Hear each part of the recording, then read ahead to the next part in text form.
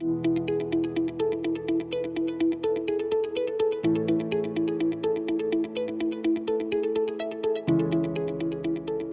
it's a beautiful exhibit. I mean, it's a history of Judaism in St. Louis.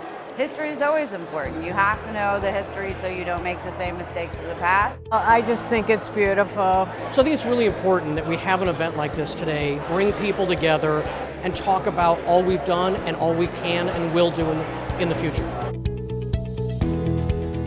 We are here celebrating 120 years of this organization, and this exhibit is an opportunity for us to take a look back at the history of the community and our place in it over those 120 years.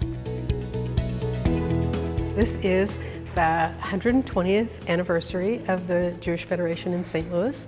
It covers, in a very general sort of way, various topics of what the Federation has done over that 120 years. What we have here are board chairs and then the executive directors of the Federation. These people all had jobs, they all do other things, they all have businesses or whatever it is that their profession is, and yet they take time out of their normal lives to actually help guide things. And I think the greatest thing is to show the incredible breadth of these individuals who spend their time to help. It's always good for someone to know where we came from, how we got here, so that you can not only deal with today, but you can also deal with what comes in the future. Starting with the first meeting, November 7th, 1901, at the Columbian Club, which is this building down here, because most of the population was downtown. But over the years, because of the way the population changed, the movement of people, the Federation moved west with the bulk of the population. Women making a difference. Most people might not realize the important role that women have played in the Federation over the years. From the very beginning, women were involved. In 1901, you had the Sisterhood. The Sisterhood over the years had many different names, and now it's Women's Philanthropy. Women have played a great role in the history of the Federation. Women have been involved in every aspect of it, whether it's being an executive director, later on they became board chairs. Connecting to Israel. And it was Golda Meir who came here in '48 to help raise money for the state of Israel. And that bond that she created exists till today. But what people might not know is that in 1904, for the St. Louis World's Fair, the Louisiana Purchase Exposition, that was the first time that the Israeli flag flew here in St. Louis. So there's been a long connection with this, what is now the State of Israel. Emphasizing Jewish education. Starting in the 1920s, there was an association of Hebrew schools here. And that sort of started the impetus for the schools that exist today. And the idea of having specific Jewish schools that teach not only the regular curriculum, but also Jewish education. Engaging the entire population. So the idea is that you can't just stop with school kids or middle-aged people.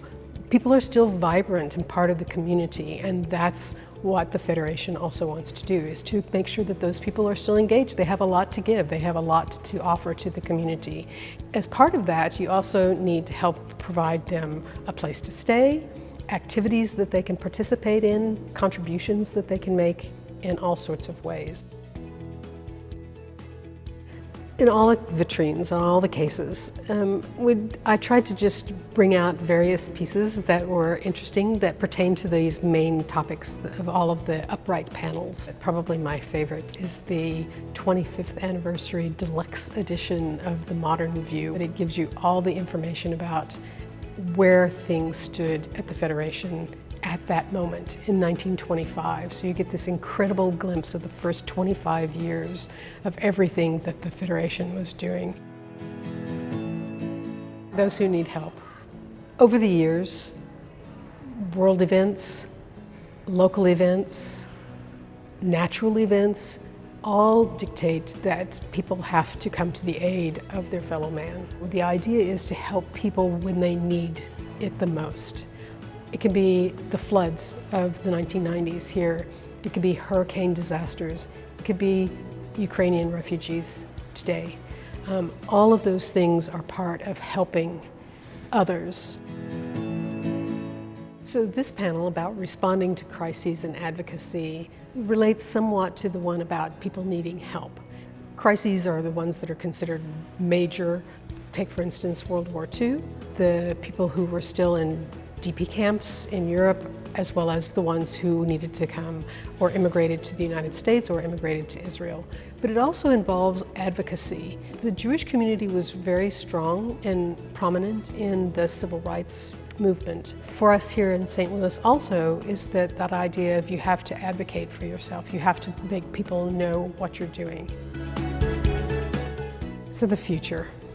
Nobody can predict the future, but hopefully with the idea of seeing the past 120 years, the things that the Federation has been involved in, the general topics of things, whether it's education or helping immigrants or dealing with food insecurity or whatever it is, all of those things got us to where we are now.